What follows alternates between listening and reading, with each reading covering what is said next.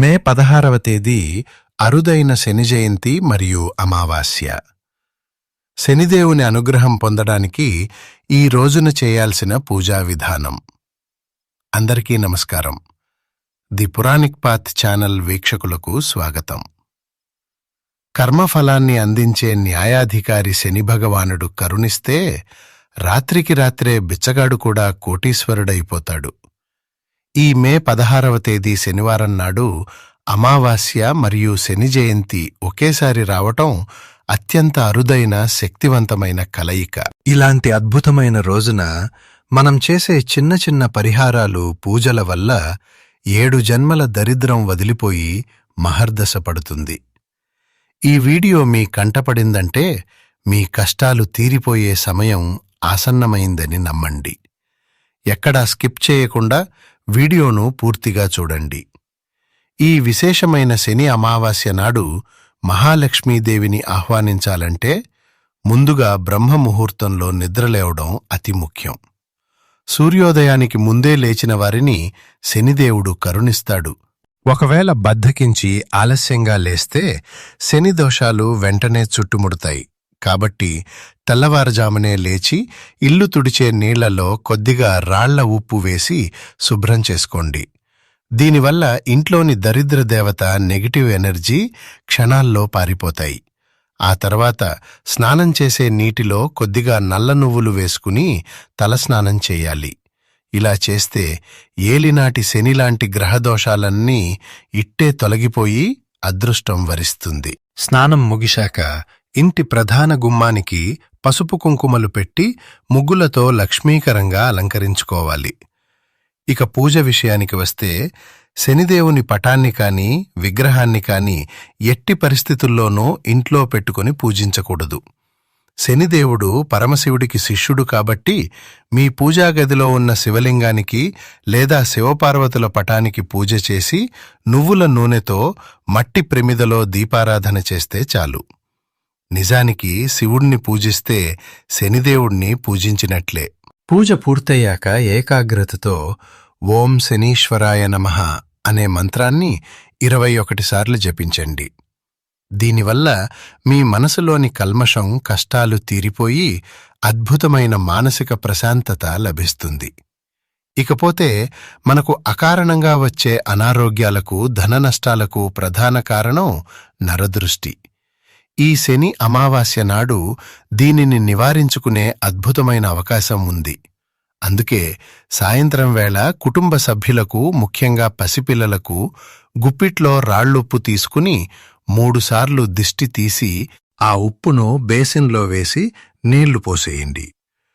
Negative వైబ్రేషన్స్ని లాగేసుకునే శక్తి ఉప్పుకు ఉండటం వల్ల ఎంతటి నరదిష్టి అయినా ఇట్టే కరిగిపోతుంది. అలాగే పదే పదే అనారోగ్యాల బారిన పడే పిల్లల కోసం ఒక నల్ల దారాన్ని స్వామి పాదాల దగ్గర పెట్టి పూజించి ఆడవారు ఎడమకాలికి, మగవారు కుడికాలికి కట్టండి. ఇది నరదృష్టి నుండి అదృశ్య రక్షణ కవచంలా కాపాడుతుంది. అయితే ఇక్కడ గమనించాల్సిన విషయం ఏంటంటే మనుషులకే కాదు, ఇంటికి కూడా దిష్టి తీవ్రంగా తగులుతుంది. ఇంట్లో వస్తువులు పాడవటం, అనవసరపు గొడవలు, డబ్బు నిలవకపోవటం లాంటివి నెగిటివ్ ఎనర్జీకి సంకేతాలు. దీన్ని పారద్రోలడానికి ఒక పసుపు పచ్చని పచ్చి నిమ్మకాయను తీసుకుని ఇంటి గుమ్మానికి దిష్టి తీసి 4 ముక్కలుగా కోసి ఎవరు తొక్కని ప్రదేశంలో పారేయండి. దీనివల్ల ఇంటికి పట్టిన గ్రహణం వీడిపోతుంది.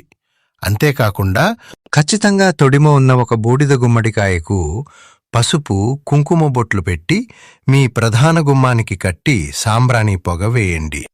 అసలు గుమ్మడికాయ కట్టడం అంటేనే అది ఏకంగా ఒక జంతు బలి ఇచ్చినంత గొప్ప రక్షణని ఇస్తుంది. దీనివల్ల నరదృష్టి దోషాలు, ఆర్థిక ఇబ్బందులు పటాపంచలైపోయి మీ ఇంటికి మహర్దశ పడుతుంది. ఇదే క్రమంలో ఎంత కష్టపడి సంపాదించినా అనవసరమైన ఖర్చులు వస్తుంటే ఒక ఎర్రటి వస్త్రంలో పిడికెడు రాళ్ల ఉప్పును మూటగా కట్టి మీ ఇంటి గుమ్మానికి లోపలి వైపున అదృశ్యంగా వేలాడదీయండి. దీనివల్ల ఇంట్లోకి వచ్చే నెగటివ్ శక్తులు ఆగిపోయి ధనాకర్షణ పెరుగుతుంది. అలాగే ఈ అమావాస్య నాడు మీ గుమ్మానికి ఇరువైపులా గంధం కుంకుమతో స్వస్తిక్ గుర్తును ఖచ్చితంగా వేయండి.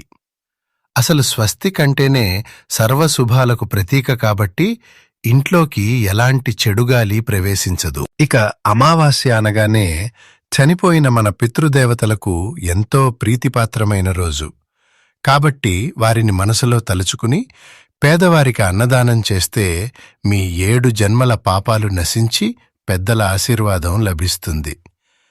ఇక గుడిలో చేయాల్సిన పరిహారాల విషయానికి వస్తే సాయంత్రం వేళ దగ్గరలో ఉన్న శివాలయానికి వెళ్లి నీటిలో కొద్దిగా నల్ల నువ్వులు కలిపి శివలింగానికి అభిషేకం చేయండి.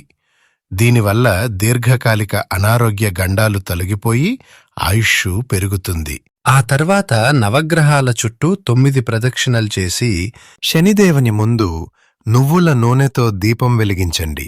కానీ ఇక్కడొక ముఖ్యమైన నియమం ఏంటంటే దర్శనం చేసుకుని బయటకు వస్తున్నప్పుడు పొరపాటున కూడా వెనక్కి తిరిగి గుడివైపు చూడకుండా నేరుగా ఇంటికి వచ్చేయాలి. దీనితో పాటు త్రిమూర్తుల స్వరూపమైన రావి చెట్టుకు ప్రదక్షిణలు చేసి ఆ చెట్టు కింద నువ్వుల నూనెతో దీపం వెలిగించండి. తర్వాత కొద్దిగా పంచదార గోధుమ పిండిని కలిపి అక్కడ చల్లండి. ఆ తీపిని తినే మూగజీవుల ఆశీర్వాదంతో మీ జాతకంలోని కర్మదోషాలన్నీ తొలగిపోయి కోరికలు నెరవేరుతాయి. ముఖ్యంగా ఉద్యోగ వ్యాపార ప్రయత్నాల్లో ఉన్నవారు పడమరముఖంగా నిలబడి శని స్తోత్రాన్ని పఠిస్తే అద్భుతమైన లాభాలు వస్తాయి.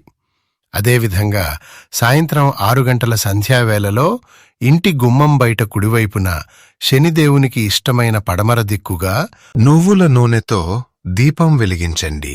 అలాగే ప్రాణగండాలు, వాహన ప్రమాదాల భయం ఉన్నవారు దక్షిణముఖంగా దీపం వెలిగించి అందులో కొన్ని నల్ల నువ్వులు వేయండి. దీనినే యమదీపం అంటారు. ఇది అకాల మృత్యువు నుండి కాపాడుతుంది. దీపారాధన తర్వాత ఇల్లంతా సాంబ్రాణి పొగ వేస్తే ఆ సుగంధానికి దరిద్రం పారిపోయి మహాలక్ష్మీదేవి స్థిరపడుతుంది. ఇక జంతువుల విషయానికి వస్తే శని దేవుని వాహనమైన కాకికి అన్నంలో నువ్వులు కలిపి పెట్టండి. దీనితో పాటు గోమాతకు పచ్చిగడ్డి తినిపించి ప్రదక్షిణలు చేస్తే ముక్కోటి దేవతల ఆశీర్వాదంతో మీరు గొప్ప స్థాయికి ఎదుగుతారు. అయితే ఇక్కడో పెద్ద మెలిక ఉంది. ఈ పవిత్రమైన రోజున ఎన్ని పూజలు చేసినా సరే కొన్ని పొరపాట్లు చేస్తే మాత్రం వ్యతిరేక ఫలితాలు వస్తాయి. ఉదాహరణకు మధ్యాహ్నం పూట నిద్రపోకూడదు, మాంసాహారం, ఉల్లి, వెల్లుల్లి అస్సలు తినకూడదు. మరియు భార్యాభర్తలు బ్రహ్మచర్యం పాటించాలి. ఇంట్లో ఎవరూ గొడవ పడకూడదు. ముఖ్యంగా ఇంటి ఇల్లాలు నట్టింట్లో ఏడవకూడదు. కంటతడి పెడితే లక్ష్మీదేవి అక్కడ నిలబడదు. వీటితో పాటు కొత్త పనులు మొదలుపెట్టడం, కొత్త బట్టలు వేసుకోవడం, జుట్టు లేదా గోర్లు కత్తిరించుకోవటం లాంటివి చేయకూడదు. అలాగే నల్లటి వస్తువులు, నువ్వులు, ఉప్పు, నూనె, ఇనుప వస్తువులు ఈరోజు అస్సలు కొనకండి. మరొక ముఖ్యమైన విషయం ఏంటంటే అమావాస్య రాత్రి చెడు శక్తుల ప్రభావం ఉంటుంది కాబట్టి చీకటి పడ్డాక పసిపిల్లలను పొరపాటును కూడా బయటికి తీసుకురాకూడదు. ఇక ఆఖరిగా రాసుల వారీగా చూస్తే ఈరోజు కొన్ని రాసులవారు శని దేవుడిని ఖచ్చితంగా పూజించాలి. మొదటగా మేషరాశివారు. శనిదేవునికి ప్రదక్షిణలు, శివుడికి అర్చన చేయిస్తే శుభం కలుగుతుంది.